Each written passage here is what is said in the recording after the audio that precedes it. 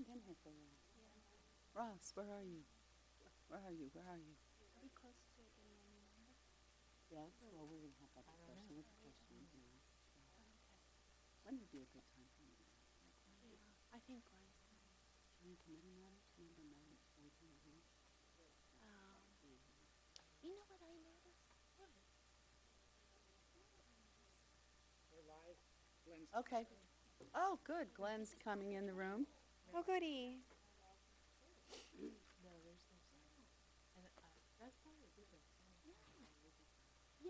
think it's a good time to say. Okay, Glenn is here, so we are going to begin the, Good morning. that's okay. You're fine. Are you kidding? 3 minutes, honey. You're not a problem. So we're going to call to order Open Space and Ecology Committee, March 20th, 2019, 6:33 p.m. Okay, and everyone here is, except for Ross, is present. So we could go forward and adopt the agenda. Does anyone? I move we adopt the agenda. I'll second. All in favor? Aye. Aye. Excellent. Okay, and then the next would be oral communications. You have a public comment here? Hi, Mom. This is your mom? This is my mom. No way, hi, Mom. I said hi to her when I first came in. Very nice to meet you. Okay, so I guess that's it on oral communications. Now, the tree ordinance is with the senior planner, Mr. Ken Johnson. Yes, thank you. If we could pull up the PowerPoint. Sorry, my voice is a bit thready tonight from being sick the last few days, but bear with me. So this is an informational item for OSEC on the draft ordinance to update the tree regulations. These are contained in Title 12 of the Municipal Code. I made a similar presentation to the Planning Commission in February, and we have this tentatively scheduled to go to City Council in their second meeting in April. As you're all probably aware, this update was initiated following a letter by OSEC to City Council in late 2017, in which your body expressed concern about the number of trees that were being removed from private property in Brisbane. City Council then directed staff to consider updating the city's tree removal ordinance. A subcommittee was formed last summer consisting of Barbara Ebel of OSEC as well as the planning commissioners Gomez and Gooding. What you have before you represents the general consensus of that subcommittee, although there were a couple items where Ms. Ebel expressed a desire to go further with the proposed regulations, and that would be by further limiting the findings and requiring more in terms of tree replacements on more categories. So note that this is just an informational item before the draft ordinance goes to City Council. No formal action is required on your part.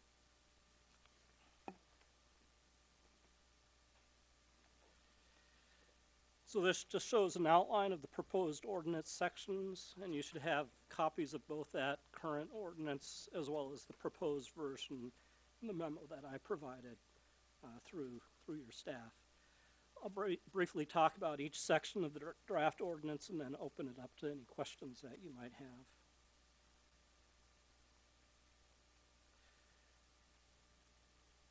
First, did we jump? Sorry, you're going too fast. You had to click up. Yeah, they went back. There we go. So first is just the title of the chapter has been changed from tree regulations to private tree regulations to reflect that the ordinance is applicable to privately owned trees. Public trees are under the authority of the city engineer, as has already been the case. So this just clarifies that. The purpose section has been updated to indicate that one of the purposes is to maintain the urban forest consistent with the goals of the Climate Action Plan and the General Plan. Also, the statement regarding maintenance of private trees that may encroach into the public right-of-way has been revised to be consistent with the provisions that are contained later in the ordinance, and I'll talk about that more at the end here. An applicability section was added as an entirely new section. It states up front what the chapter does and does not apply to. It applies to private trees. Trees in the public right-of-way, as I mentioned, are generally not subject to the ordinance, but are under the jurisdiction of the city engineer. And there's an exception to that, and that's if there's a private maintenance agreement that comes sometimes with a development project that goes to the planning commission, and so that's a separate item. Other categories to which the ordinance does not apply include juvenile trees, juvenile non-protected trees, certain trees subject to state public utilities jurisdiction, and trees otherwise addressed by a separate development permit, as I just mentioned. These non-applicable categories are not new, but have been moved to this section at the front of the ordinance for clarity. A number of definitions have been added, including such things as multi-trunk trees, juvenile trees, invasive species, non-protected mature trees, and serial removal of trees. Also, the definition of protected tree has been updated.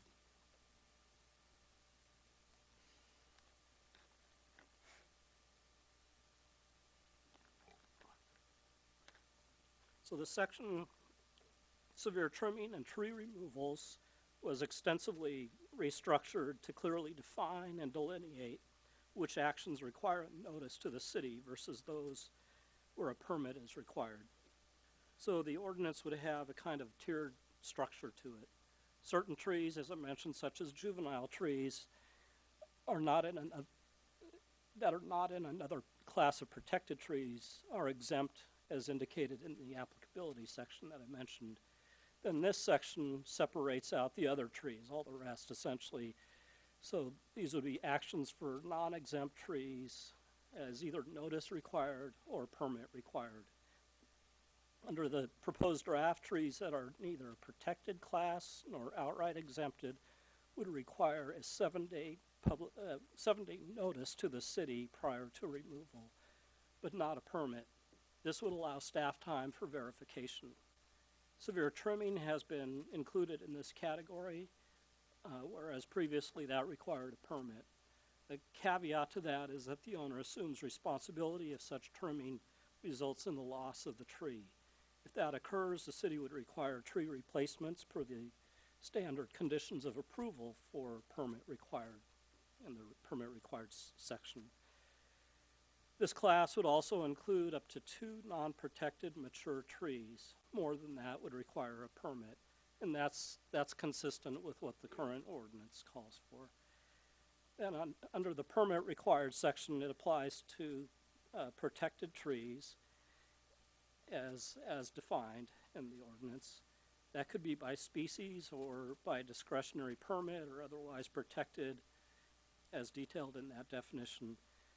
It would apply to 3 or more trees within a 12-month period except for invasive species. The permitting process has been defined, which includes provisions for content of an application, findings for granting a permit. The findings would replace what was referred to as criteria for evaluation of the proposed removal. That's found in the current ordinance. Additionally, subsections for decision on application and notification requirements have been added, along with a standard conditions subsection. And perhaps most notably, what's been added in the ordinance is a couple of the most notable things are a procedure for a 300-foot notice to the owners of properties within 300-foot radius. Under the conditions of approval subsection, tree removals would now have at least a 1-to-1 replacement requirement, and in the current ordinance that is not mandatory. Also added are emergency approvals and exceptions for in lieu payment, off-site planting, and financial hardship, and subsections there.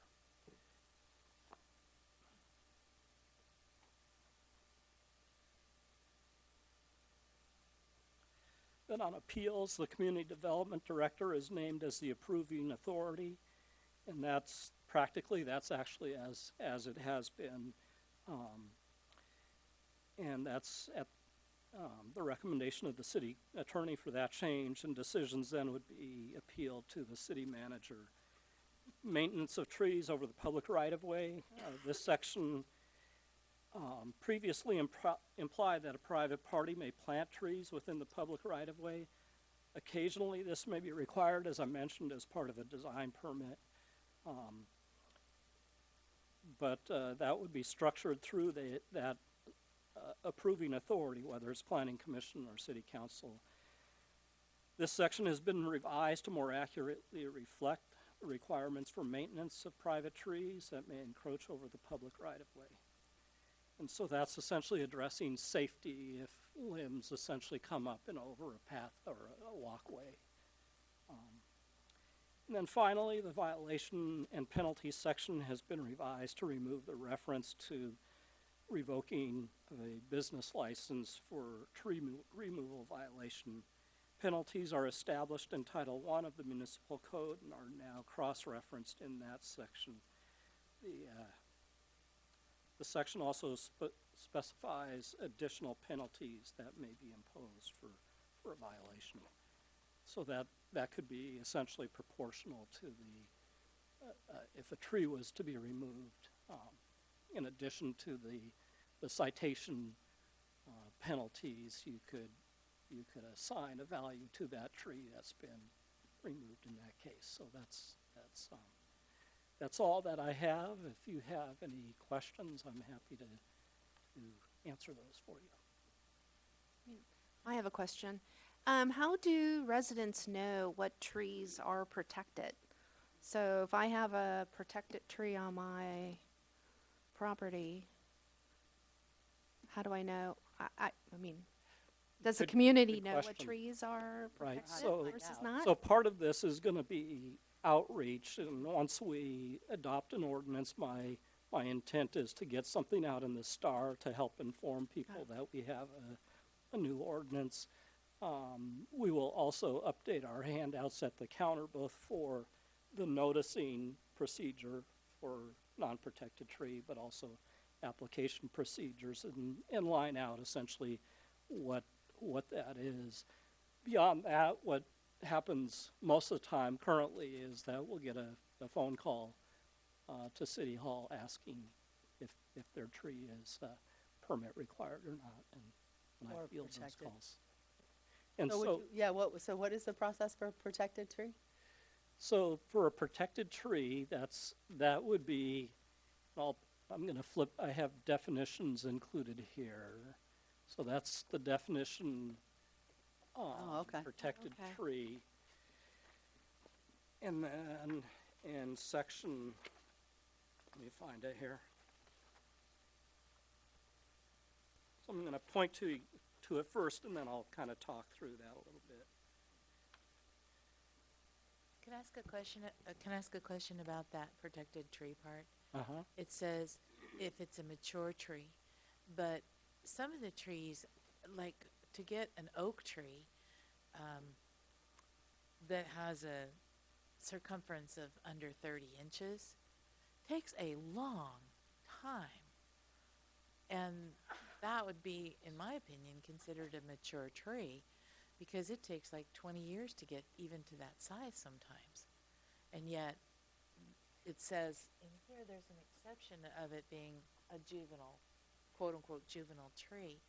And I really don't think that for these special protected species, and the same thing with buckeyes. I mean, it takes a long time to get a circumference of 30 inches for a tree, for a buckeye tree.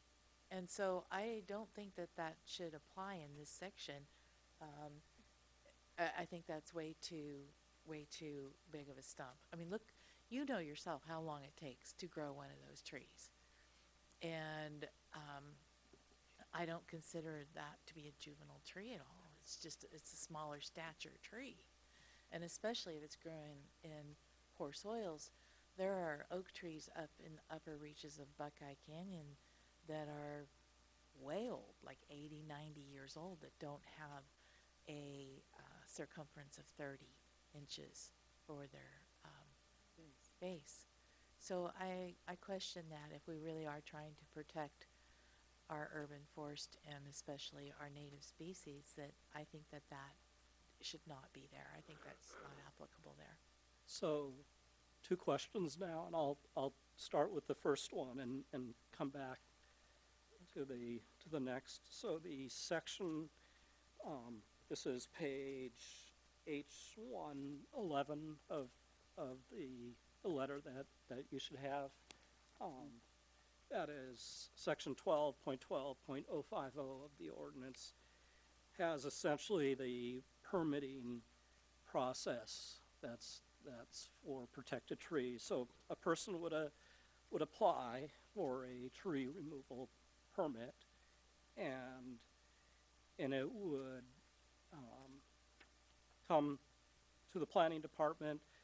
They would have essentially there'd be the findings, so they would need to indicate why they are removing the tree in the application, and so that would be spelled out for them what kind of information they would need to include.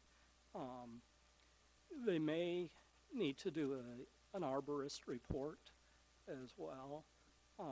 They would have a tree planting plan, and they'd indicate the size, species, location of each tree to be proposed to be removed. And then there's findings that the director would make to grant a permit, and if it could not be granted, then it would be denied. Of course, appeals, as I mentioned, would go to the city manager. A notice would be sent out to the property owners within 300 feet, describing the action that's been approved, and that would be 7 calendar days from the It just doesn't seem very protective to me. Right. I'll come back to your comments. So that would be a 7-day notice to the owners within 300 feet. And then there are standard conditions, which are carryover from page 12 to page 13, which include the replacement at a minimum of 1-to-1 basis, which is not currently in the ordinance. It also includes size and replacement species, and so essentially a replacement plan. So, may I just clarify something? Sure. So, I think that say we've got a buckeye that's got a 20-inch diameter, that's not a protected tree, correct? No, That is- circumference, not diameter. Sorry, circumference, I misspoke. Right. So now going to the question that Linda had is Michelle. and tying in. Sorry, Michelle. Is so the definition on the size of the tree did not change through the subcommittee process. It's the same. The definition of the types of the species has also stayed the same.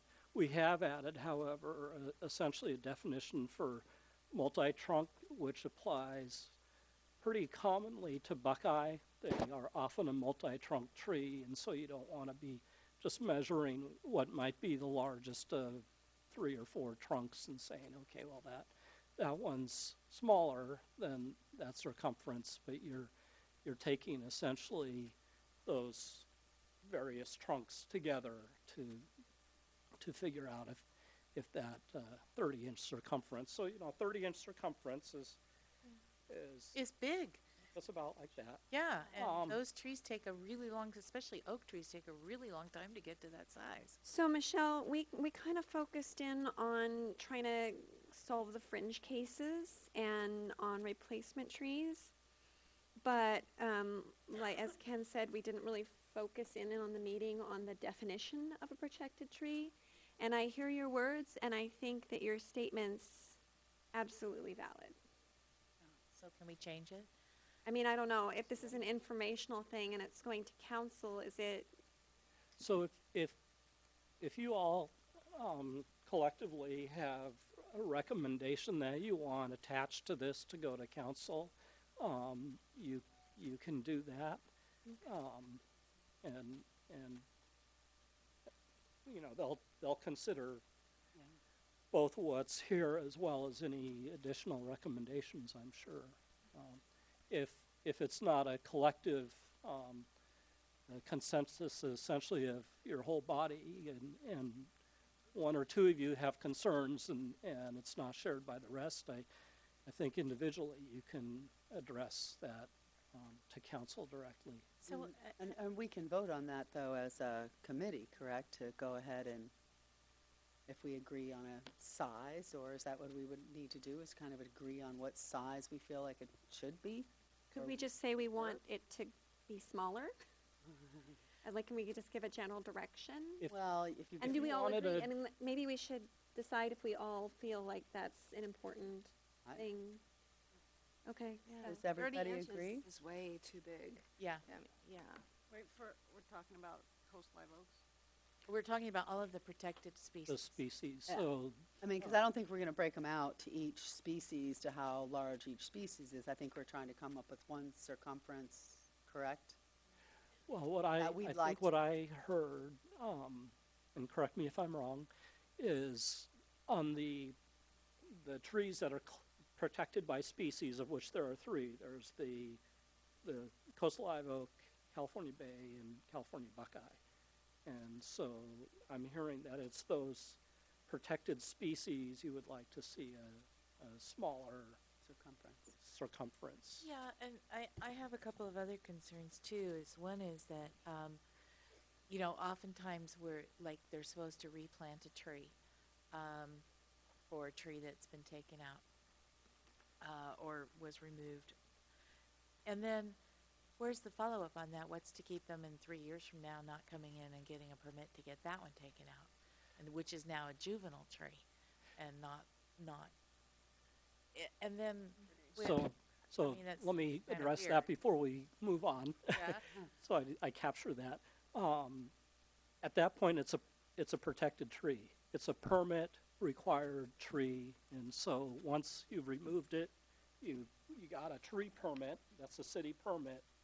That's now a protected tree. And that'll that's be kept track of?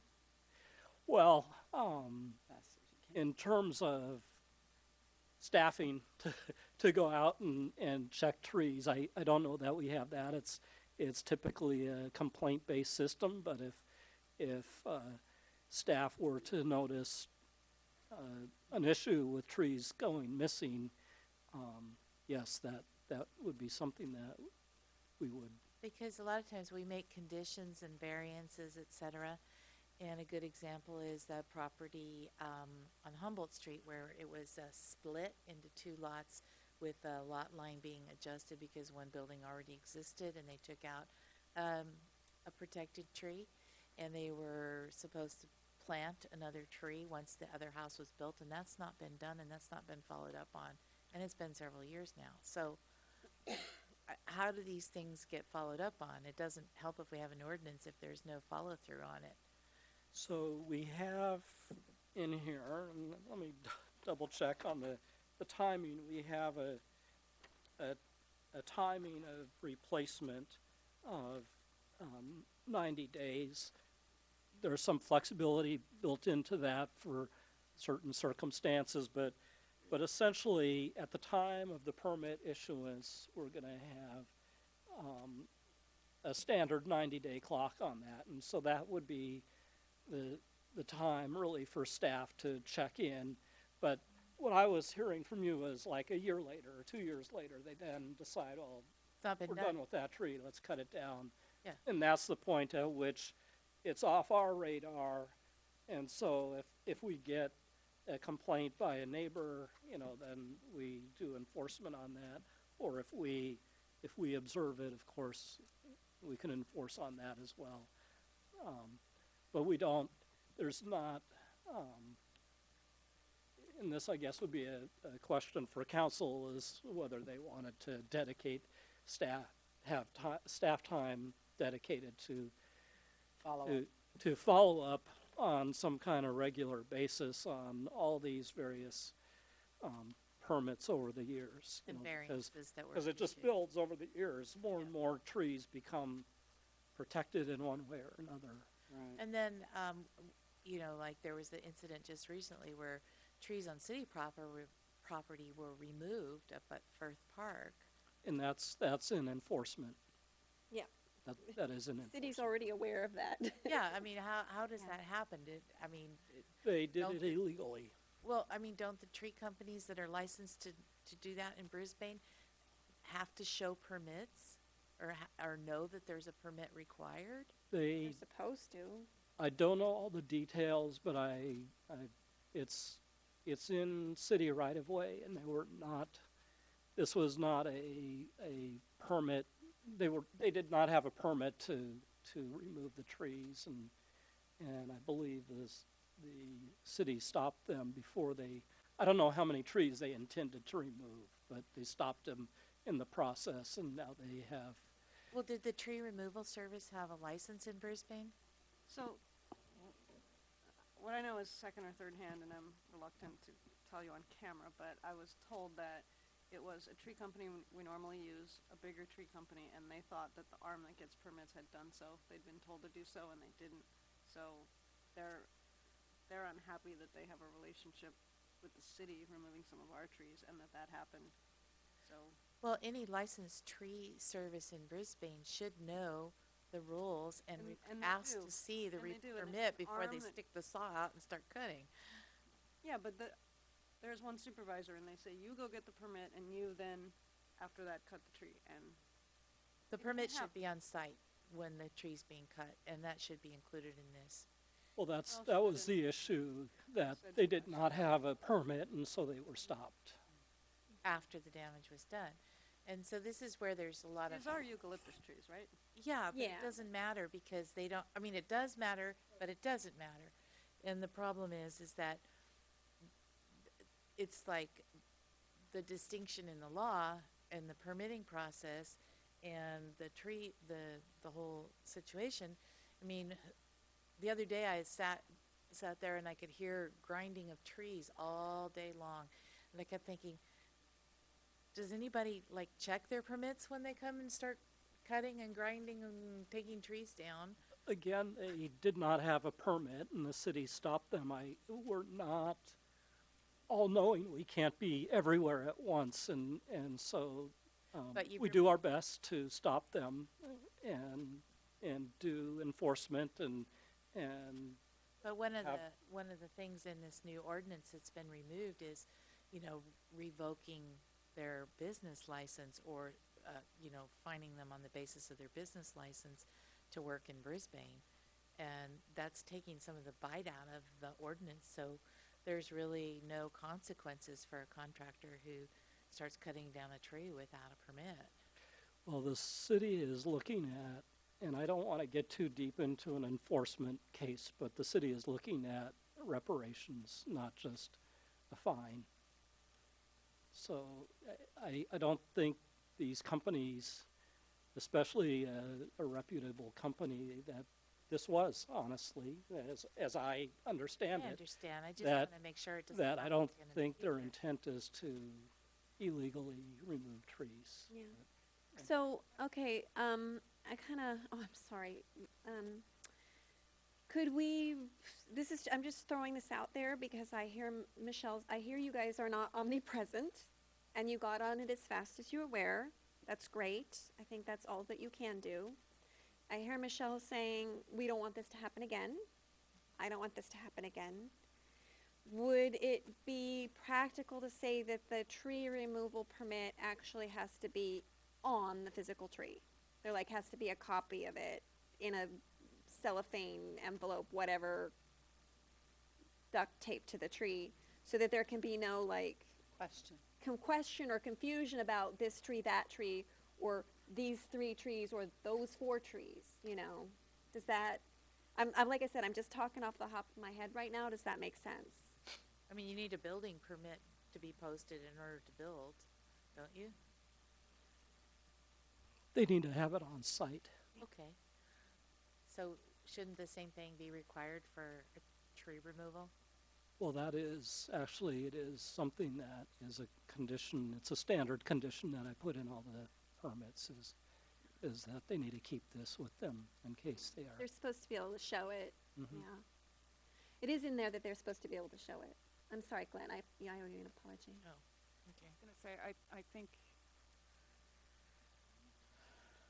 think anything like this is it's gonna be partly up to citizens to enforce it. It's like water wasting, how does the city know about that? When somebody calls and says somebody's sprinklers have been on all night. So I certainly kind of like the idea, though, of the permit being attached to the tree to avoid confusion, because this is pretty, the consequences are pretty irreversible. Even if a tree is replaced, a big tree is not really replaced for another 30 or 40 years. So maybe that could be considered. But I had another question. Do I understand correctly that it's okay to remove 2 mature trees without considering impact on shade or privacy or anything else? Is that right? That is correct. If they're not protected by species or another kind of city permit, they're not a protected So class. I think That then you- that says the current ordinance is essentially is it defines it separates it out to be more clear, but that's essentially how the current ordinance operates as well.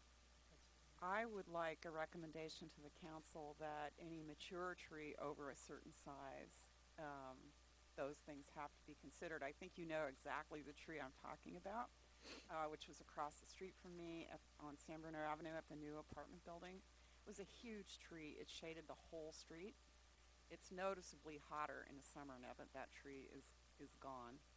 And that was done without a buyer leave to anybody.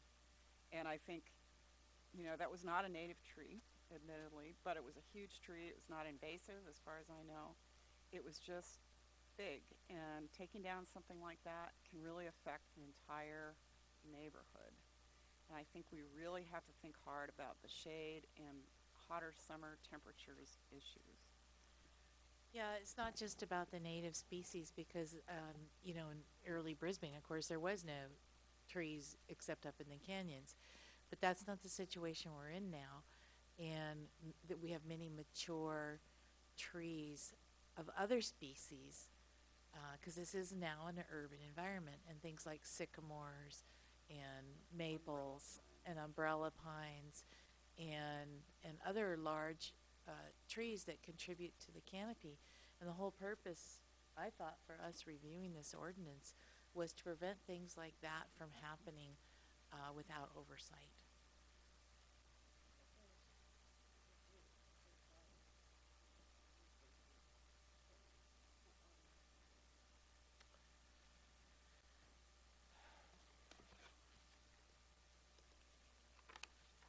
I'm sorry, I didn't sit on this committee, but that was my understanding when we initiated this process. That's kind of my hope that that would come out of it. Right, so page H110 has a definition for non-protected mature tree and protected mature tree, and right, so yeah, if you have a recommendation to council that you want to essentially, I guess I would get rid of the class of, well, I don't know if it'd get rid of the class completely. You could still have notice required for trimming, severe trimming. But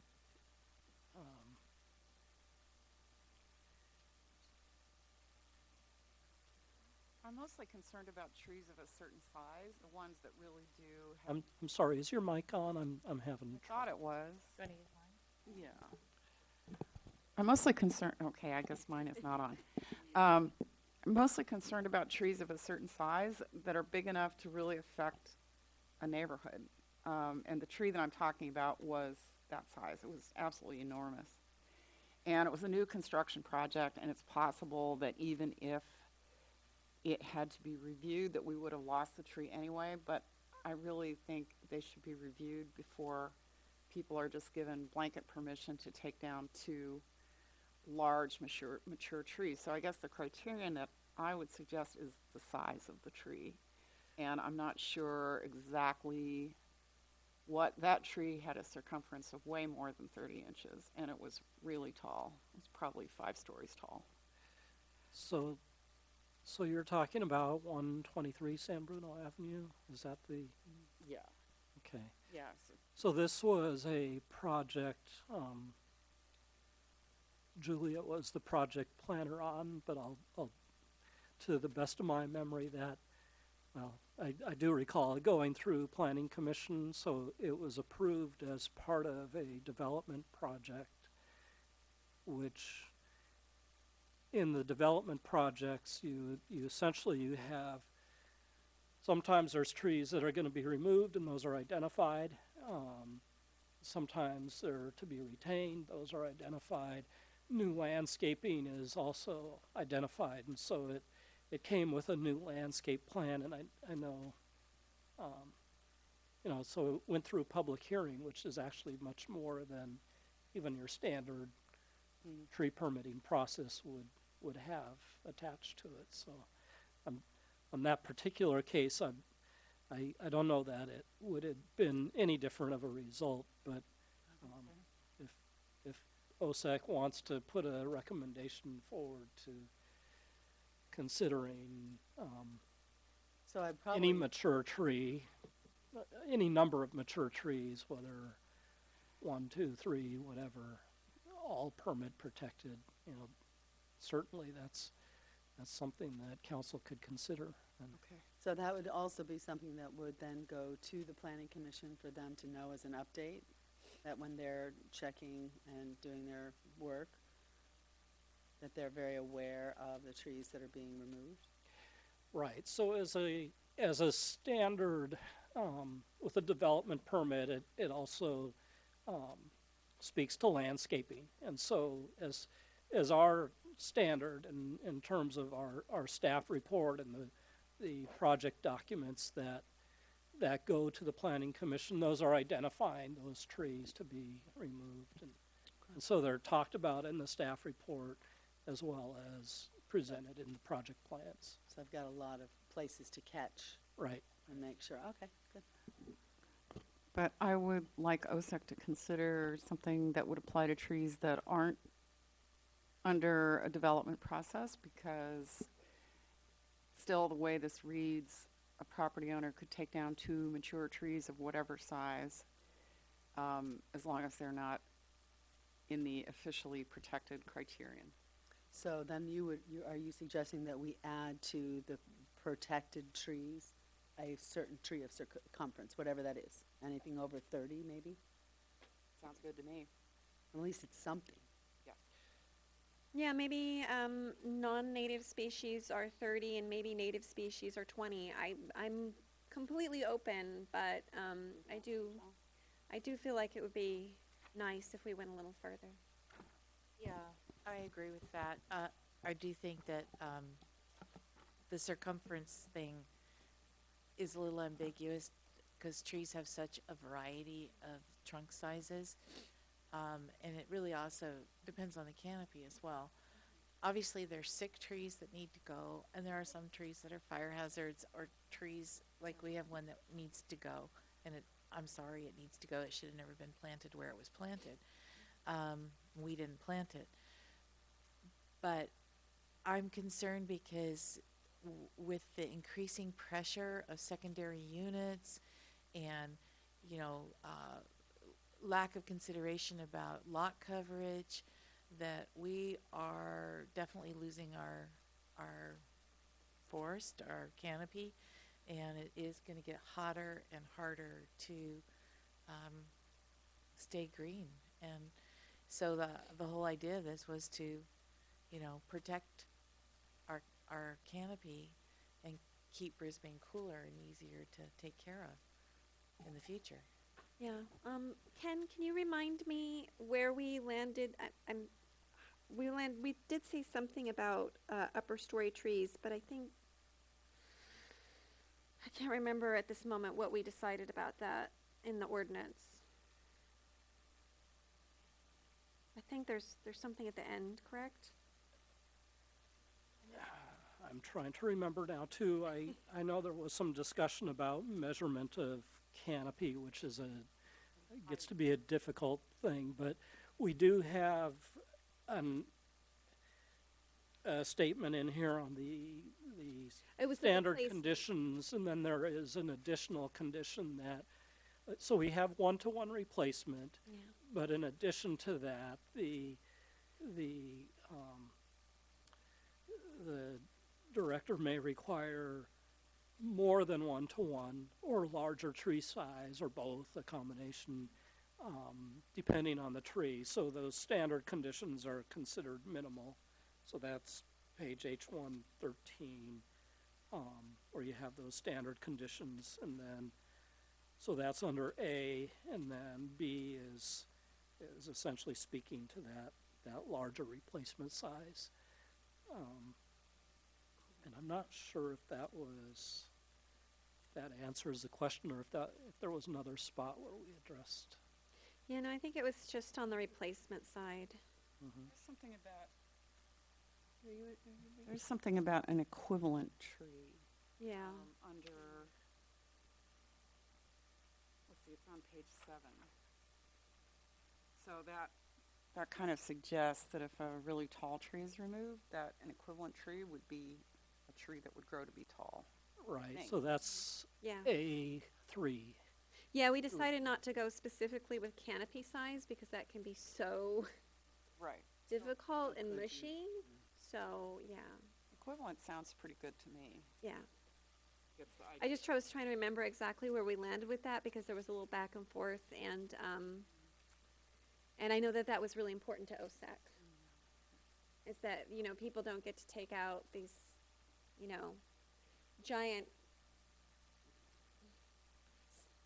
what's the word I want? These trees that are really anchor tree, like an anchor store would be to a mall, like an anchor tree to our forest, and then replace it with like a, you know, a 10-foot tall puny that's never going to get any bigger. But we were just having difficulty because sometimes the reason the tree is coming out is because a really big tree was not appropriate for that location. So it couldn't, there needed to be some staff discretion in there because it didn't, you know, it obviously doesn't always make sense. But we did want to put words to that effect in there. Is there, I'm sorry, I didn't read word for word the ordinance, but is there something also in here about the care of mature trees? I mean, you know, somebody who wants to get rid of a protected tree could just be negligent about it and cause the tree to die. I mean, is that included in here at all? I mean, case in point, you know, ivy is a big tree killer. Do we cover that at all, or is this just strictly permitting for removal? It's really permitting for removal. The only maintenance section has to do with over the right-of-way that I mentioned in my talk, which is more of a safety issue for passersby in the right-of-way.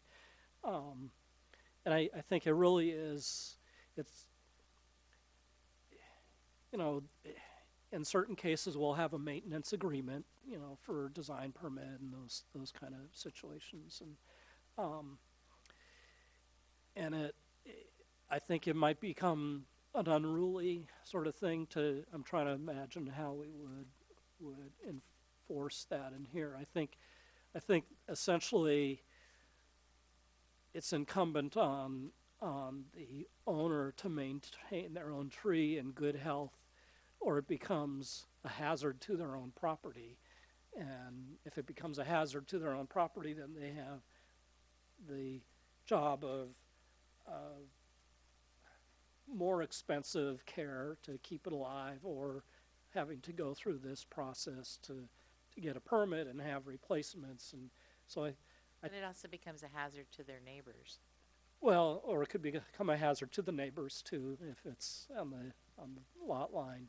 Yeah, so I think I think it's the exception, it'd probably be the exception where we have somebody who's truly trying to be negligent to their tree to get rid of it, versus, It's gotta be a rare situation. No, it's not rare. Not as rare as you think. I know I brought at least one case of it to the city's attention, so it's maybe I wouldn't hazard to say how frequently it happens. I can only say it does happen.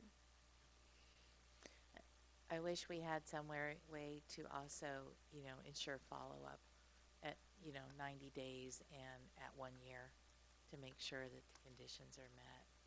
Well, at least at the 90 days which is what it, Yeah, Because but once it's the then- 1 year out that's important Oh. because they plant it at 90 days, but then pull it up at 120 days. and you know this to happen?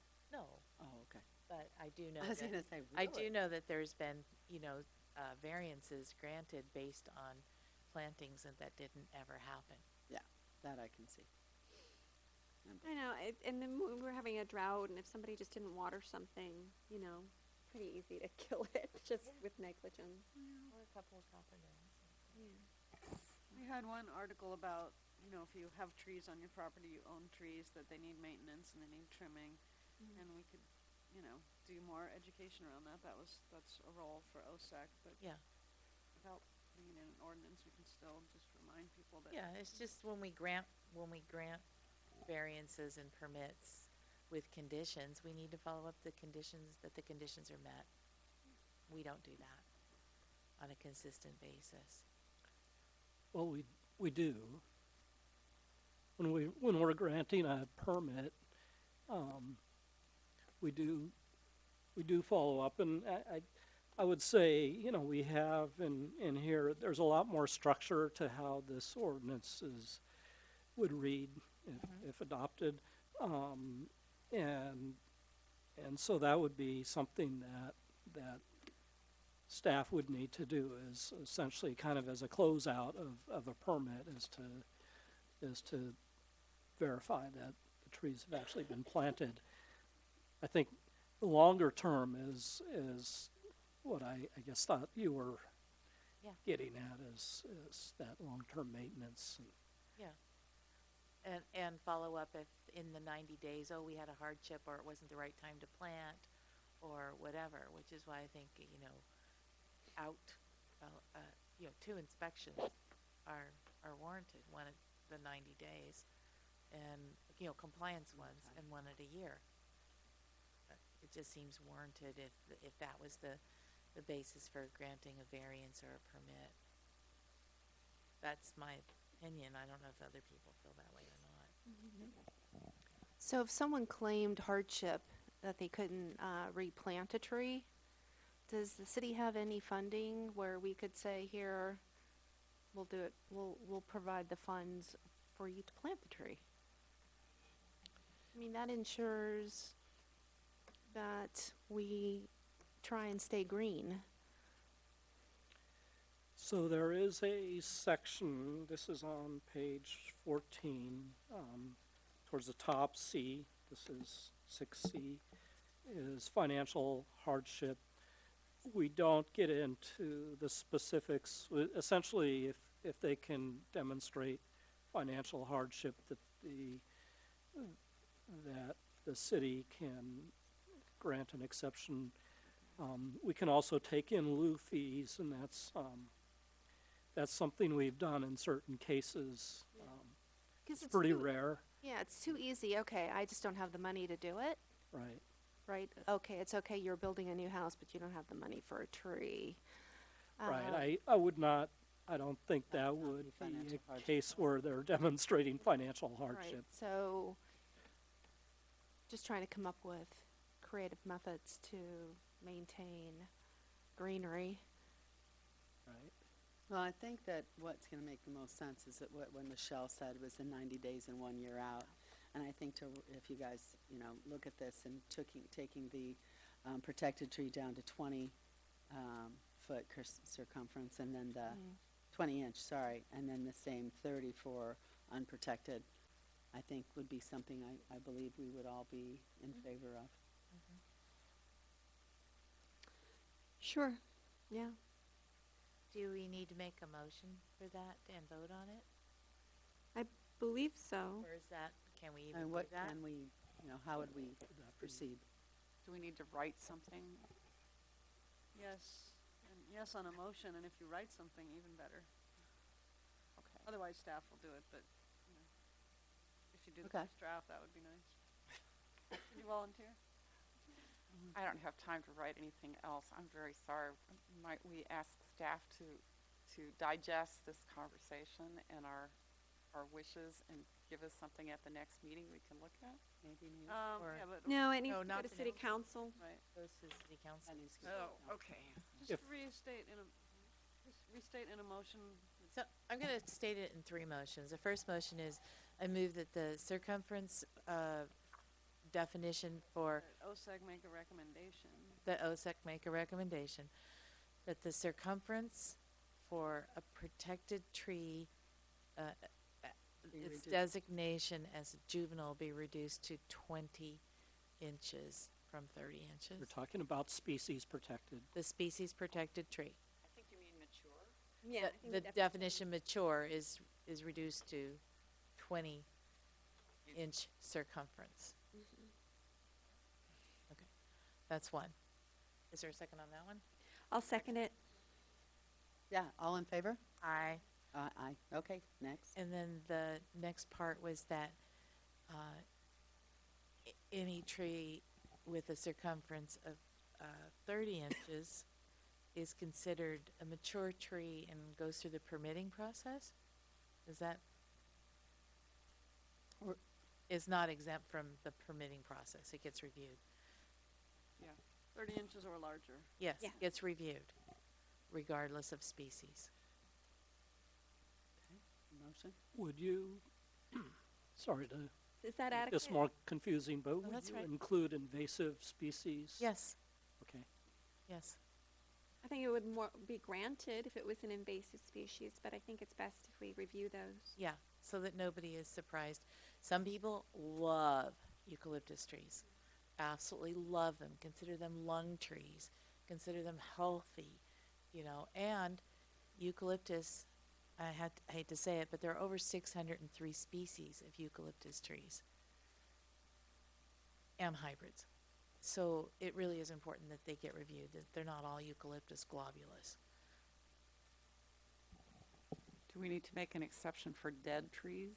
So your 20-inch circumference is about a 6.34 inch Yeah.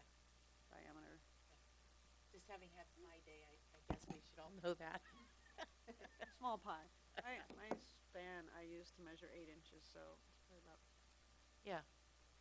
So just want to make sure that's what you guys want, because Wait a minute. An oak tree that has that circumference can take about 20 years to get to that size. Yeah, that's true. so yeah, but you want it for all 3. Yes. All three. Okay. Because buckeye takes, they're even more variable.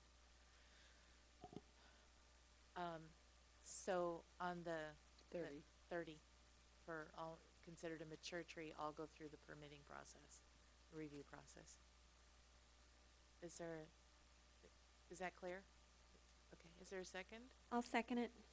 All in favor? Aye. Aye. Okay.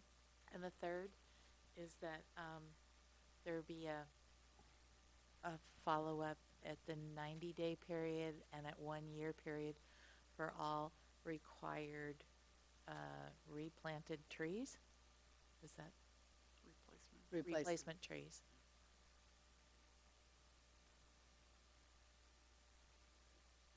Does anyone want to second that motion? I'll second. All right, all in favor? Aye. Okay. Does that cover everything we were talking about? I think that covered the. We also discussed the possibility of putting permits onto trees.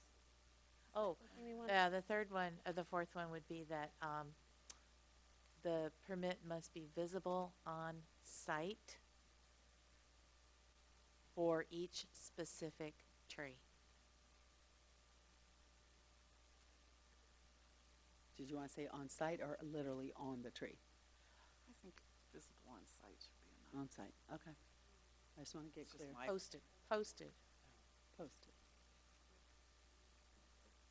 I guess I'm wondering about that is like, it's a tree in the backyard, and you know that there should be a sign on it. Well, shouldn't be going over their fence or going into their yard to. Yeah, but the person who's cutting down the tree has to go over their fence and into their yard, and they need to see that permit before they start sawing away. I mean, it's kind of unfortunate because we just had that occurrence happen that we're now So that, getting in a position to where we wanted like to yeah, ask that. that's the whole purpose. I'm not gonna go look at somebody's permit, but the person who's cutting down the tree needs to make sure that they have that permit, and obviously the way that we've been doing it didn't work. Okay, so that's the goal, then you have a specific thing you're asking for, but the goal is that the permittee knows that they have a permit. Right. The tree remover knows that there is a permit taken out by. That it's visible on site. Yeah. Okay. I mean, it's the same thing. I mean, isn't it similar to like having to have your building permit when you're building? Yeah, and I thought Ken said it had to be on site, so, I mean, you can recommend that it be on the tree, that's fine. And he's probably gonna say that there are some provisions that there is a permit on site, and then it's checked before someone removes a tree that exists, so you can ask for that, that's fine. What does everybody else want? Could we say Yeah, I mean- preferably on the tree? In absence of more specific information about how this oversight happened, and I understand that you can't necessarily share details because it's awkward, I think it's a good idea. I mean, that's what we would like. Yeah. And might be asking, but it's something we can still ask for. Sure. Okay? We hear a So did you motion? vote on that one? Yeah. Was your, who wants to give us? A second. Oh, I thought you, All right. And are we all in favor? aye. Aye, all right, good.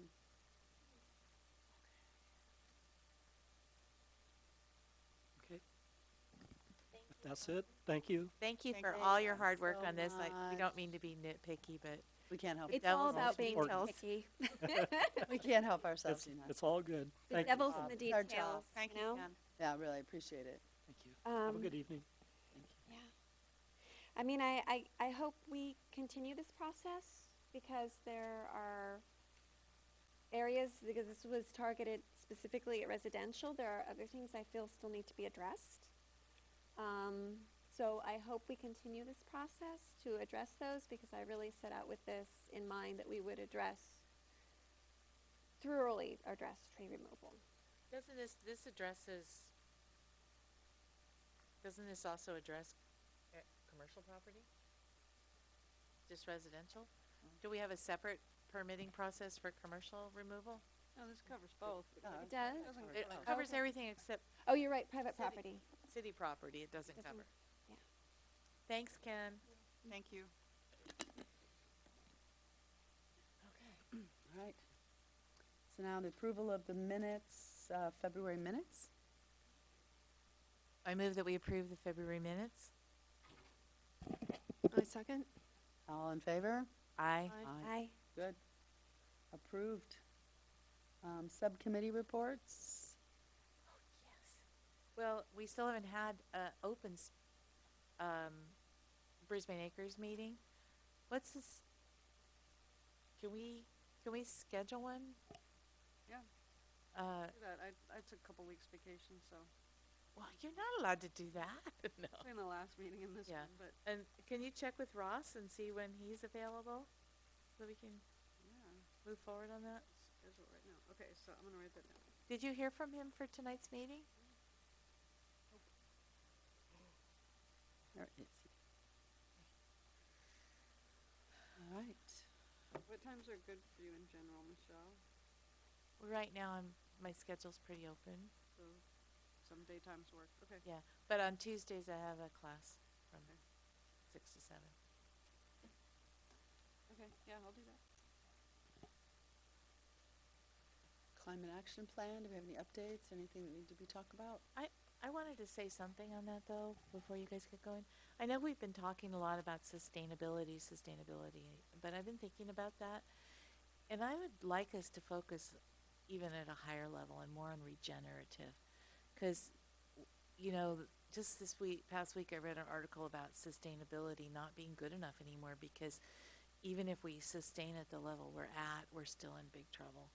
And I think that with the build out of the Baylands coming, we need to focus on regenerative with at a higher level than just sustainable, because sustainable, quote unquote, isn't going to sustain us anymore.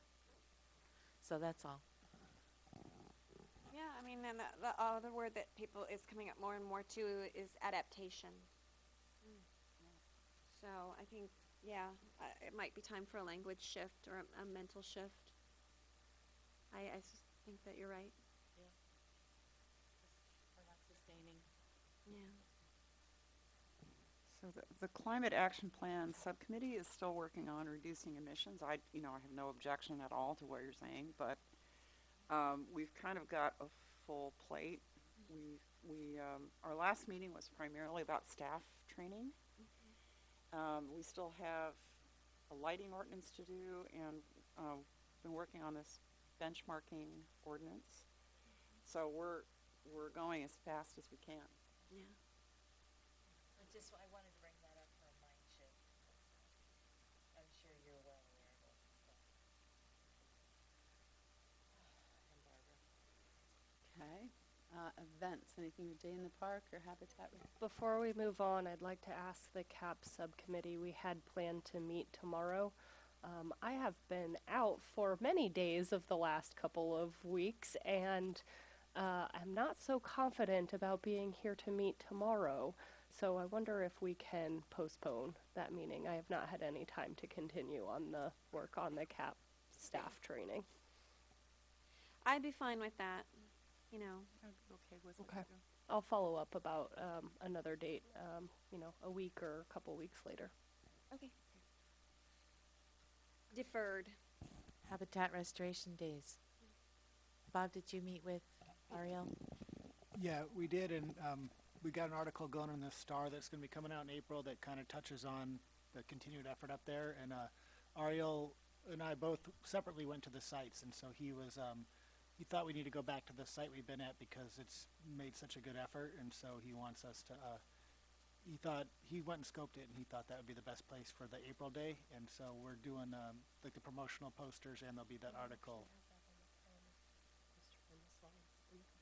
Okay, and so so we will be back at our original place on April 27th on Monarch and Mission Blue, and I'll do all the social media promotions as we get a little closer. Can we extend some of our efforts up the hill from Mission Blue, where Yeah. a couple of you started to work last Yeah, year and focus on the broom, and there's also a pampas grass up there that we should take out. yeah, we can branch out, but he went to the other side of the Calliope Hill, and he thought he'd like the sustained effort is really making a difference. So he thought at least one more year there to keep it going. Glenn? Okay, I'm good with that. Is everybody else good with that? Yeah. Okay. I'm in favor. I have a question for you, Bob. I think it's working. Try that again. Oh, you think it's working? Yeah. Yeah. Is it working? Close to it. Is it working? Yes. It was working earlier. I think it's. So, sorry about that. So I have a question that's not really quite germane to Habitat Restoration Days, but I wondered if you're still meeting with the county about invasive species removal in the park part? When I'm not missing my meetings with the county. There was a meeting yesterday that I didn't have it on my calendar for a technical reason, so I missed it. But the Natural Resources Coordination meeting is only quarterly, so I haven't had a meeting with them in a bit. But the Weed Management Authority, we're still in contact with them, and unfortunately I missed yesterday's meeting. But Okay. we're going to be having a picnic in the weeds with the Weed Management Authority group. no. Go ahead. Not in the weed I'm talking about, Yeah. which is gorse. Okay. Gorse is really moving, It's moved onto the right side of Guadalupe Canyon in places, and if you look over down into the canyon, I forget the name of that one from Guadalupe Canyon Road. Wax Myrtle. There's gorse down there. And it's also moving down the hill onto the Levinson property. And I think, well, I am positive that stuff is really just hell to get out once it gets started. And I think it's maybe not too late to nip it in the bud. So I was hoping somebody could do something. I noticed that too, and it really has gotten out of hand in that whole saddle area, sort of the South Saddle area. And We don't have a site for our June habitat days. I don't know enough about gorse removal. we cannot I don't think remove volunteers gorse. could do it. It's just too nasty. It really has to be professionally taken out. Yeah. I'd be happy to show you, like next week, if you want to see where some of the plants are that I've noticed. I'd be happy to show you that. But it really needs to be attacked with equipment. Volunteers can't do it. Sure. It's not like broom or Yeah. it's Yeah, why don't way you- worse. Want me to email you? Yeah, email me, and then won't take long to find it, and then I can check in, because I know Ramona's back and Hannah was taking over, so now might be a good time to bring it to their attention. Okay. And Thank you. so, yeah, email me, and then I took some notes, maybe better if you can just show me, and I can send them a pic. Please tell Ramona welcome back and congratulations from OSEC. Okay, will do. Mhm. Okay, education and outreach? Yeah, we have not met. Okay. We are here Yes. educating the public. We'll go back and, yeah, we're educating the public, and I know that you guys were looking to schedule a meeting last month. So maybe it's something we can do for next month, if there's anything that you need to. Yeah, we probably should get together. I mean, can I just go into the library and ask if we could redo that OSEC wall? Can I just do that? I think they've been waiting Okay. waiting for you to do that, or somebody Yeah, to I do don't that for Yeah. 15 think we months. need- Okay, Probably happy for I that. think will, they'd be I will happy. do that. And Francisco, you can get the contact information from Barbara or me. Okay. Francisco's, he's still there, I assume. I assume so. I haven't seen him in ages. Okay. On the invasive species ordinance, we haven't worked on our, a local ordinance, but did we ever find out anything from Jerry Hills? Yeah, I was gonna say, did we have we heard anything don't know back his about the I audio law? called his office this afternoon knowing this question was coming. So what I heard was there was I talked with one of his staff members there. So they have our application. They basically do a lot of research on all of the applications that they receive. So not just the ones that actually are awarded or are the winning ones get considered for moving forward. They didn't have a timeline for when they would be announcing an official winner for this year, but since ours wasn't submitted basically until the application date and they're already into the legislative session right now, probably they will be looking at researching that later this year. So if something comes up in the legislature that relates to it, that it can be added to or combined with, it may move forward sooner than that. But probably if they were going to be moving new legislation forward, it wouldn't be happening until next year. But it sounds like that could be possible even if we aren't necessarily the ought to be a law winners. So the staff member I spoke with on the phone connected me with the local representative or the local staff member who covers Brisbane for Senator Hill, and I offered both of them if they needed any additional information that they could contact us. So sounds like we won't have any official news in the near term, but they do have it, and we'll definitely consider and research it and add it anywhere they have an opportunity to. Cool. Okay. Glenn, I just want to touch on something. The state made invasive species removal grants funds available to the Weed Management Authority, but it had to go to projects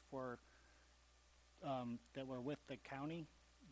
There were some very specific guidelines, and since we didn't qualify, I emailed the WMA, and they said that next year they're expecting to have more grants now that the budget's back. Oh, And that they great. could partner with the city potentially, I don't know how many people are applying or how tight it is per county, but if there's any of that gorse is on county-owned property within city limits, that might be a real strong candidate, so.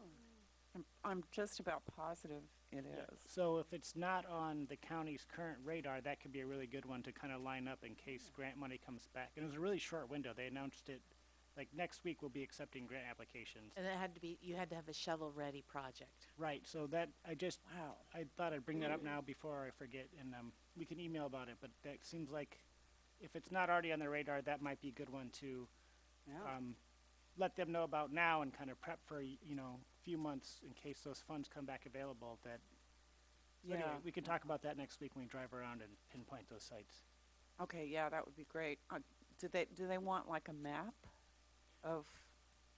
The project specifically, the grant money was for, you had to be like the county agricultural department. There were some specific guidelines that we didn't qualify for, but then when I talked to the WMA afterwards, they said that they could partner with WMA member agencies in the future. So there's no guarantees, but it seems like a good candidate for, anyway, we'll cross our fingers and see if we can line it up. And Yeah, that would Great. be great because the county park is really getting infested with a lot of different things. There's gorse, there's cotoneaster. We looked at some of that stuff last year when you and Adrian and I went for our little drive. Pampas grass. It's just just on my commute home, I look down, I see pampas grass and I see gorse. So it would be great to really clean that area out. It's actually yeah, I will make some notes and see kind of look at those details to see what could qualify. But we'll meet next week and map. Cool, That's a thank great starting point. just FYI, I was corrected. It's Jubata Jubata. Oh, it's not grass. pampas grass? Yeah, apparently. Jubata grass. We all know what you're talking about, though. Okay. Excellent. Ooh, the next item is so Yay! exciting. on Festival here. tree replacement options. So, Michelle and I went on another little Field trip. field trip and actually met with Walter, who is and he and his wife, who's since passed, and they have retired, but he was so kind and told us his whole history and has offered us a free tree. But we have to move it, We have to move it. which is the Which will bring expensive up. part. But I didn't send any pictures in, but we did take some pictures of the trees that we were looking at. And what was the kind again? It was he called it a Sierra sequoia, which is a Sequoia gigantea, except that wow. it doesn't get that big down here because it grows in the Sierras. Was one of the main trees that we were looking at. And then the other tree is a type of cedar, which is, we have a type of cedar now, but it's a different type of cedar. And he thought that one was better, but he didn't know the exact, he couldn't remember the exact species. He said, it'll come to me. But he said you can make pencils out of it, which was why I thought Yeah. cedar. And it smelled like cedar. And I have some bark in my Oh, I purse didn't bring if you want to Well, I had smell it it. in my pocket. But it was really Found it out. awesome. The And bark smelled so Yeah. good. We were like putting it. And he's like, well, you don't want to get too, you can have any tree you want, but the smaller the tree, the better it will grow. And we should act on this as quickly as possible. And that's what he had said, just because of the water and the fact that there's been so much rain, it's going to be easier for us to get it Yeah, out. Tree's gonna be Plus- nicely saturated. yeah. Plus he's 87, you know, And so we don't want to wait too with no. Not to be morbid, but Well, I mean, but no, he said that he's in because I'm great shape, no. 87, and He's so like, you "Don't need to wait." act on this pretty quickly. Oh, nice. I mean, you know. And he's like, yeah, because and he's like, no, I'll give it to you. And he showed us too that we're right next to the rows. It would be really easy for us to get in there. But we need to find out how much it is to have one of those big tree diggers that come in and dig the tree up and then move it and plant it here. So I thought you guys had said a cypress. We thought it was a California cypress. That was me trying to identify it by what. looking and guessing. But we could never But really it wasn't. find It was a sequoia, Sierra sequoia is what he called it. But there was a second one we saw that's a little smaller, That's the And- cedar one. and that's the cedar one. He could not remember the name of We it. should plant two and see which one. We Which one should. We works? could. sure. You know. But he did talk, and he's definitely he's got a lot of information on how far out, and make sure you have the tree. And of course, we want to probably also speak with an arborist to make sure that we're putting it in the right place. And he did say it does not do well with sitting in like low water and being what. So we do have to. We told him we were building it up. Yeah. We're going to build that area up so it's not sitting, which is what happened to the With- tree that we have yeah. now.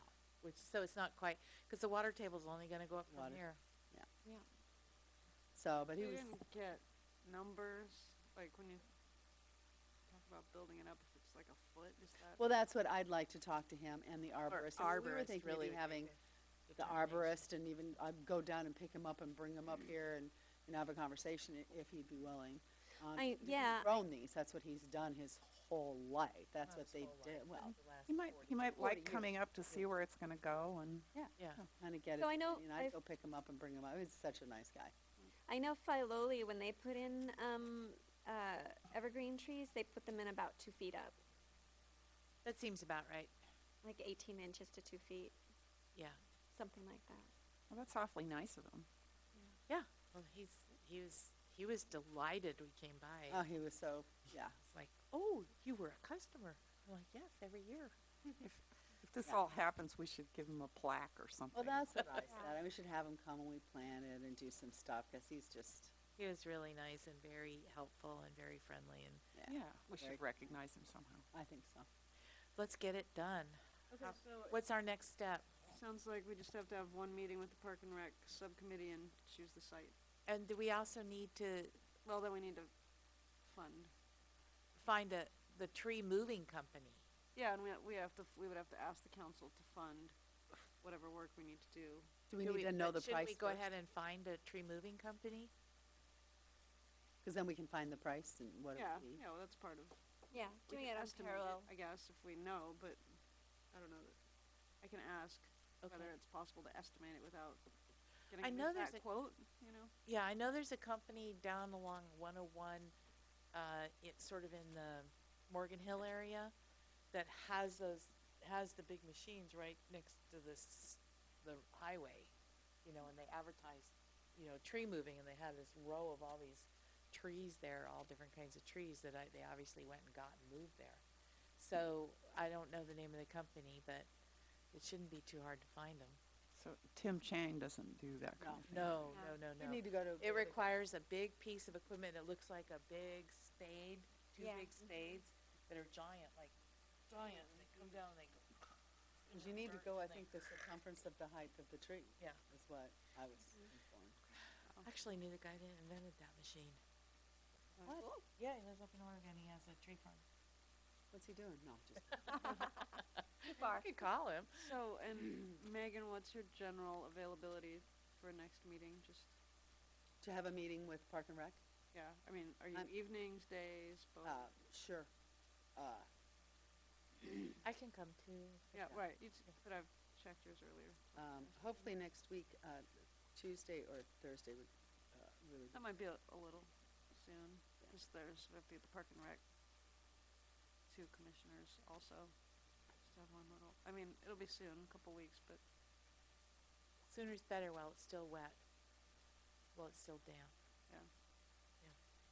I don't, yeah, I'll have to, See what they say, if you could get a couple of dates down, daytime, nighttime, I'm usually flexible, though my schedule's getting.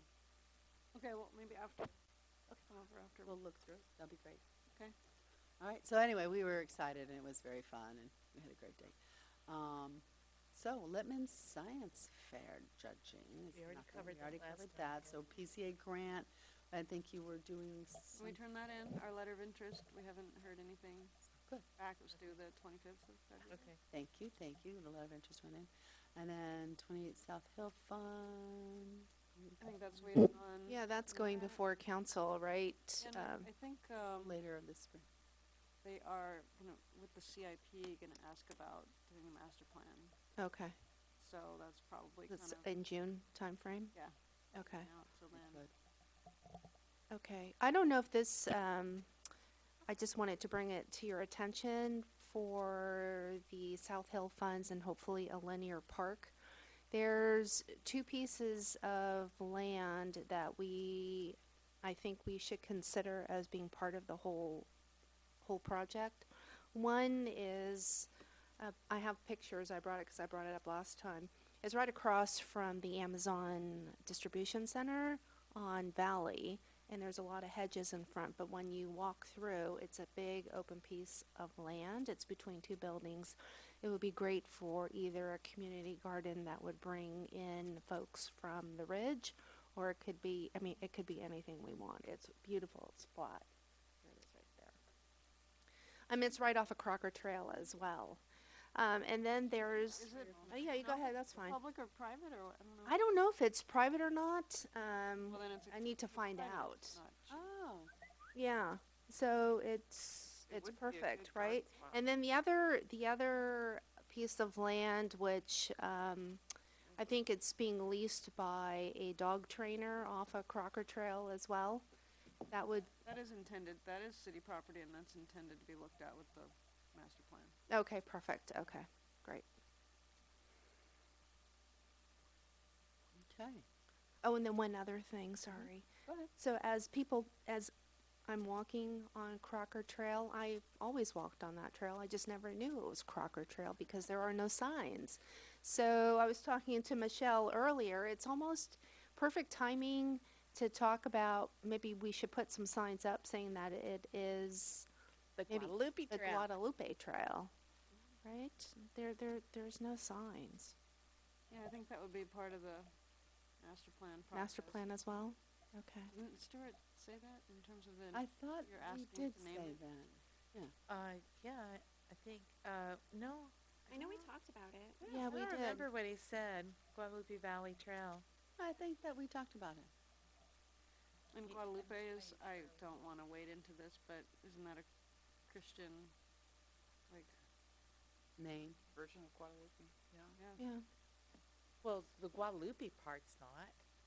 I mean, that's what it was, Guadalupe Valley.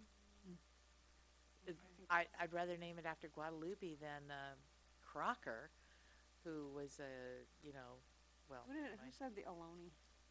Is that you? I'd go with Aloni. I'd go with Ohlone, except they don't call themselves that. Was that the Indian?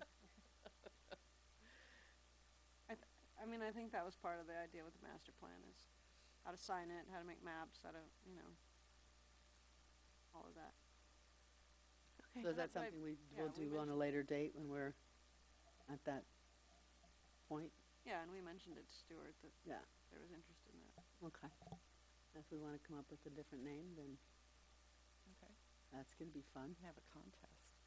No. Because if you start putting that out in town, people are going to have a oh. People already. Traily McTrail about face. Napa Alley. Give me a Napa? break. Why Napa? No, they named the alley. Somebody decided to name the alley Napa Alley, Okay. and tried to rename Lassen Way as Fresno Way. What?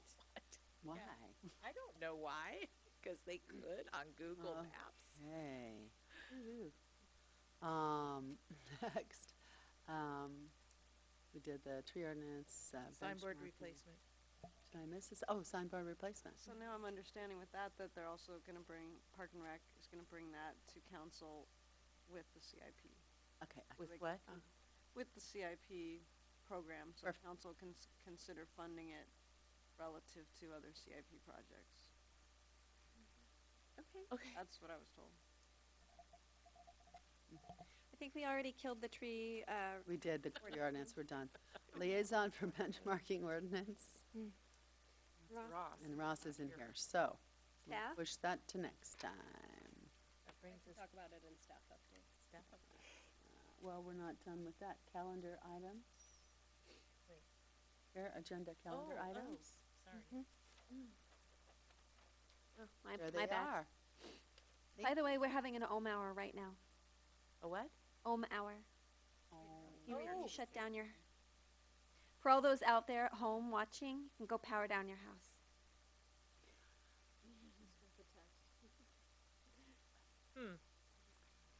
Does that coincide with the first day of spring and the full moon? And the Well, moonrise? All of us are here, so that's good, right? Unless you left everything on at home. Maybe. Which rhymes with Om. So any calendar items we need to discuss besides Yeah, did we get any new member applications? It says on the calendar right there, welcome new member. Do we? Yeah, we're not welcoming them. move that from. It'd be nice to welcome a new member. Yeah, I Yes, was there's- gonna ask about that in the next, chair and committee member matters. there you What go. has happened? But let's finish with calendar items and then we can go on to that. Anything else we wanna discuss? Just make sure, can we make sure that we get lots of publicity out for the Habitat Day? And really get, put it on the board, put it in all the stuff, really push it. Bob, make one of your beautiful flyers so that we can. Just jump forward and show it. You already did. Oh. You already did. Volunteers needed. Woohoo! It's the mission. Location, logistics, mission control. I love it. That's awesome, Bob. I love it much except fun, for, Bob. you might want to make I don't know if it's squished on here, but the type for the mission control, and lunch gloves and tools provided is a little bit squished. You might make it a little bit bigger and bolder so it's more legible. Looks great though. But it looks great. Yeah, April 27th. I love it. So are we having a compost giveaway again this year? I need to follow up with Teresa about that, but we are hoping to. A what giveaway? Compost. Compost giveaway. Oh, okay. And I understand that some folks from the community garden had kind of requested that it be placed near the community garden so that, for the orchard, so that any leftover can be kind of spread on that site. So, we'll be Great. working on that, yeah.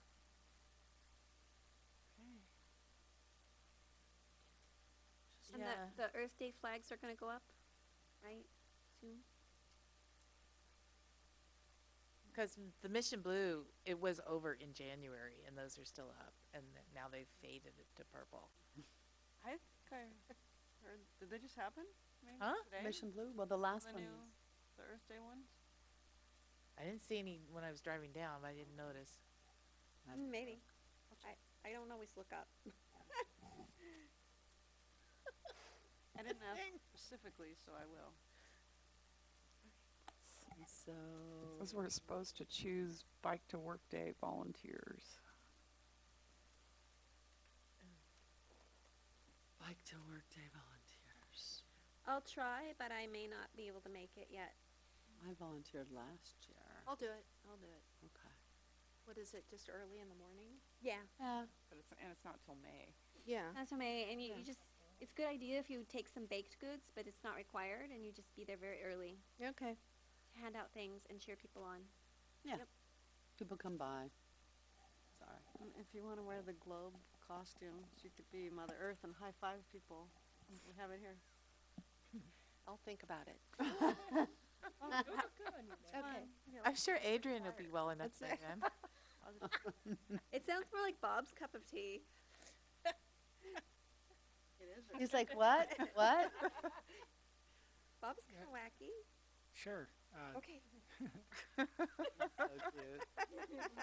Awesome. I gotta work. All right, so, I think they're on that's hold about for it. And then chair and committee member matters, that was one of the things I was gonna ask about, was our new member, because do we have any more people that have come through with applications? And also, has Deb been talked? Has she had her meetings? I mean, I was hoping she'd be here.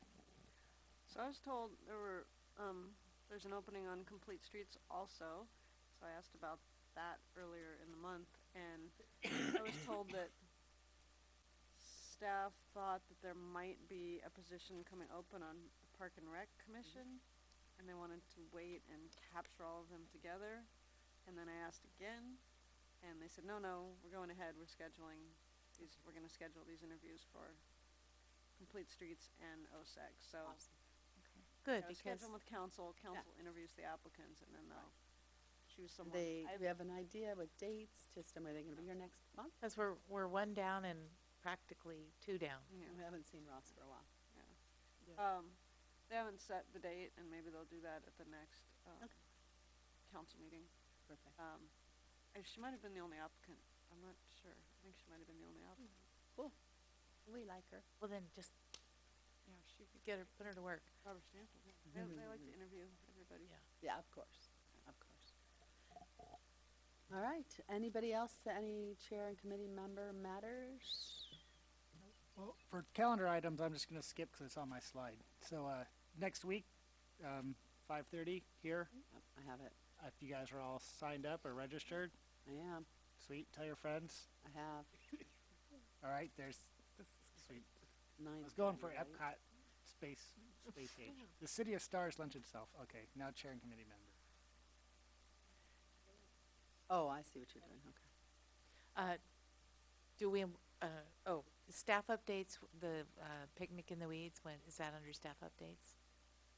Or is that chair and committee matter? I don't have any updates on it other than you and I need to get together and I mentioned to you that there's that training, so I will call Nancy tomorrow and see if she can shift it a day either side, so that way Adrian and I can make it, and Karen if she's in. Yeah, and I think the OSEC members would like to come if they can, if we can. Is that possible? I'll host- talk. I'll talk to them. I haven't been a part of it before, so I'm calling tomorrow. So I'll ask Yeah. if it's okay. And they seem pretty open to the more the merrier. So I will.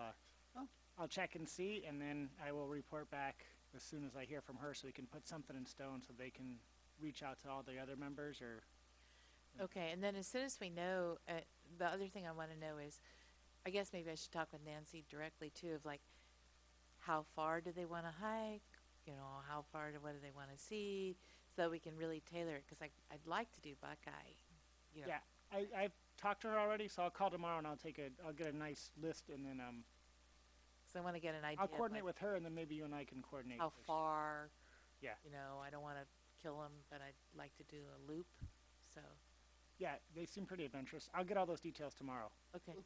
And then you and I will talk separately, so that way, I'll call Nancy tomorrow, you and I will talk, and then, so tentatively it's May 21st, but there's a citywide, EOC training, so it might have to be May 20th or 22nd, so we will try and finalize that tomorrow, and I'll send out an email, and Will work Yeah. for me. Okay. Any other chair and committee member matters? No? Okay. Staff updates. Have one. Sorry, just have one. So we already talked about the PCA grant. Is that staff met with Ariel of Mountain Watch a couple weeks ago about green infrastructure, plants, and so with the Safe Pedestrian Route to School project that we combined with green infrastructure and got some CCAG funding for, we specifically had our consultant consult with Mission Blue Nursery to figure out what plants they may be able to supply for the 3 locations where we have green infrastructure. So we've done the back and forth, and I think we got a draft set of landscape plans while I was on vacation, so I haven't looked at them yet, but that coordination happened in the last month. Good. I'd like, what are the 3 locations? One's near your home, and we should talk. You wanted to hear more about it. I'm excited, but I want to know. One is at San Bruno and Santa Clara, and one is at Visitation in Mariposa, where we had the little concrete kind of islands and I guess we had the radar signs in the past for safe pedestrian crossing. And then the last one is at Visitation in Alvarado, where there's just kind of the chevroned asphalt area that's going to be green infrastructure planted and a walkway through it. Oh, nice. Wait, where's that at? Visitation in Alvarado, did I say? Okay, Visitation in Alvarado. Are they going to put an island in there then? Yeah. Thank God. Yeah. And it'll be planted. Yeah. It'll treat rainwater, so. That's a very dangerous intersection. Yeah, a little vegetation might help calm it down. A few big curbs might help calm. That too. That too. Okay, so there has been a number of meetings and webinars lately about REACH codes. The cost effectiveness study draft is available. It's very complicated. I think I've heard about it 3 times now, and I'm finally starting to get a grasp on it, but the county is coordinating a working group trying to gauge what cities want and working to put together a model ordinance. So that is all moving forward. I did want to note, Barbara, one thing I think you'll be super interested to know is that pre-wiring for heat pump water heaters is required as part of the baseline code. Doesn't even require a reach code. So, Yeah, I didn't know that. I try to stay up on the code, but goodness gracious. it's a lot. There's a lot of information. So I'm starting to get a handle on it and kind of try to figure out what exactly we might want to move forward. You cannot require buildings to be all electric, but there are some different things that I think maybe we can do that will. Yeah, I know, because we recently went through the Title 24 process, and we started off with a heat pump water heater and got smacked. And which is really interesting, because then we tried the plan with a tankless water heater and went woo in the Title 24 program went woohoo. But that's like, but then when we sat down and did our own carbon footprint back of the envelope calculations. And the heat pump water heater came out much better because the tankless are all gas fired, and that was very confusing. Yeah, there were some things in the current code, the 2016 version, that kind of gave a preference to gas. So my understanding is that a number of things have been done to try to address that, and sounds like it will be easier to do all electric. So that is good to know, and more to come on that. And then I am working with the Office of Sustainability. They were looking for locations to host e-waste collection events. So we are hoping to host one in the north parking lot area of the marina in the beginning of June 8th. The permit has been submitted, and I'm not sure if it's been approved yet. But When is that, June 8th? Yeah, it's a Saturday morning. And when you say the north end, yeah, like all the way up on the far north side of.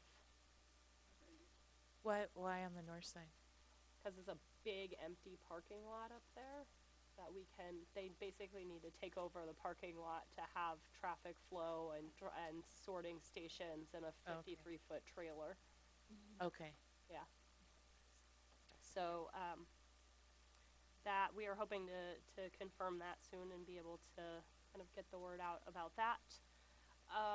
At the council meeting on March 7th, the procurement policy update and sustainable purchasing guide was approved by council. That was actually in their consent agenda, so there are definitely some rollout actions that will have to happen, and I believe there may be some other portions of the municipal code that need to be changed to align with everything, but the language that we put forth was approved, so that was Great. On the CAP staff training, I should have maybe mentioned this back at the CAP subcommittee. HR actually advised, rather than trying to push that forward in April, that we do it in June, because the Park and Rec department already has an in-service that in the middle of June that we can kind of slot into. And also just recommended that with scheduling, we're going to probably have to have maybe a handful of sessions. So it would take some time to kind of get that on calendars and whatnot. So now we're looking to host in June for that. The benchmarking program, we're moving forward with the April 9th workshop. We'll have some messaging going out in the Luminary and the Star in a week or so when those come out.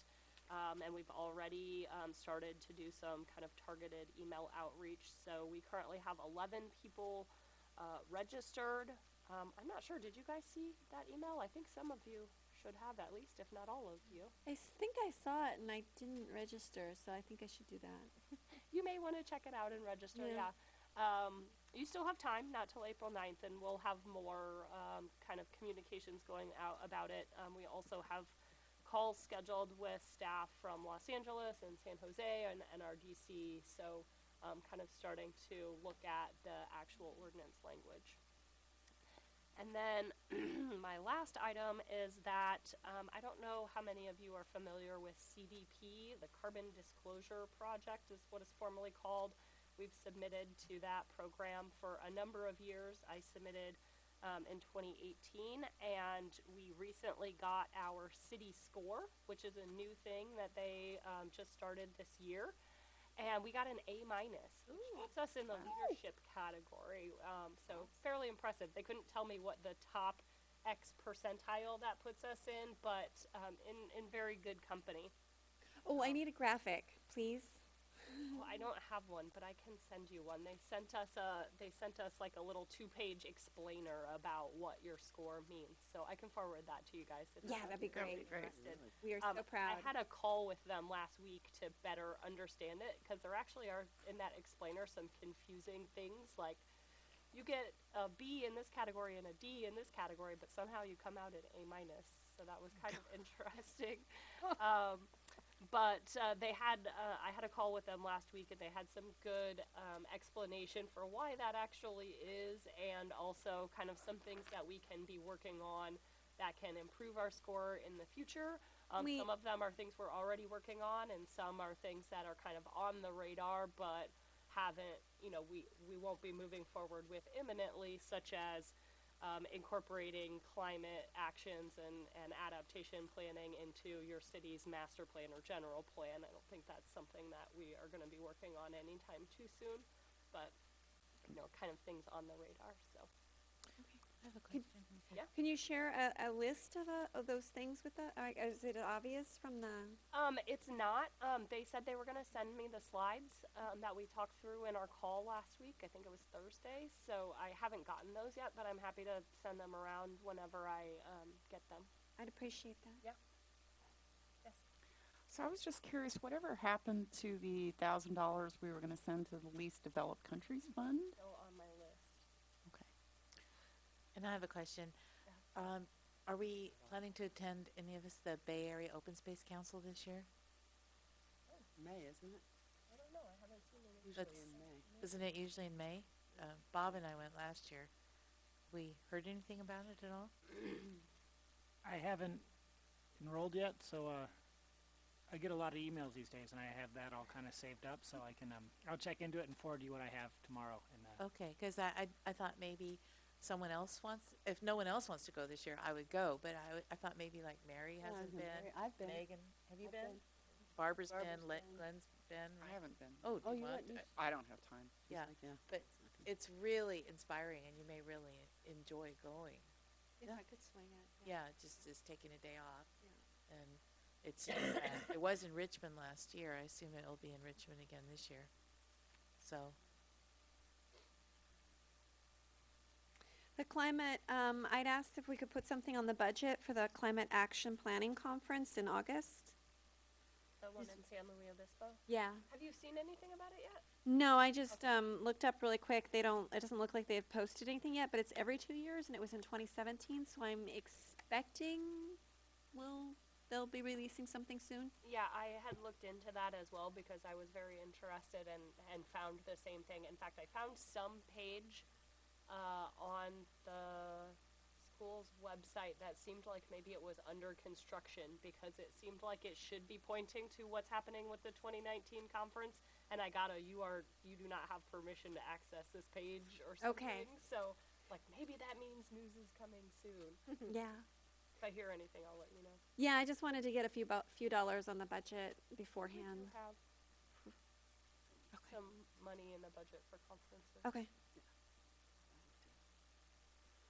Okay. Oh, I have one other thing. I want to thank staff because I noticed my envelopes that were coming from the city of Brisbane now have glassine windows. For water bills? What's coming? It came from the city. I just noticed it. Anyway, somebody out there is buying the envelopes with the glassine windows at the city hall here, And that's good. which is good. our April meeting date, is that set in stone? Because that's the same night as the chamber retirement thing for Mitch Bull. And I'm supposed to tend bar at the yacht club for it. You're supposed to what? Tend bar at the yacht club for it. It's what, April 24th? It's April 17th. 17th. Oh, 17th. Okay.